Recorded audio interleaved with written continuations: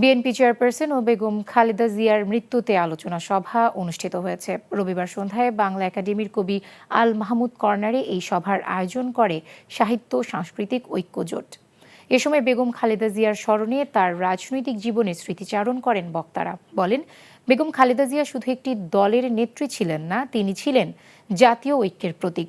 দেশের গণতন্ত্র রক্ষার সংগ্রামে তার অনন্য ও অসামান্য অবদান রয়েছে। বাংলাদেশের স্বাধীনতা ও সার্বভৌমত্ব রক্ষার প্রশ্নে খালেদা জিয়া ছিলেন আপোষহীন।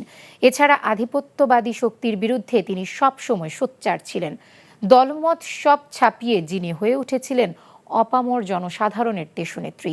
আপোষহীন মনোভাব ও কর্মগুণে বেগম খালেদা জিয়া চির অমর হয়ে থাকবেন বলেও উল্লেখ করেন তারা।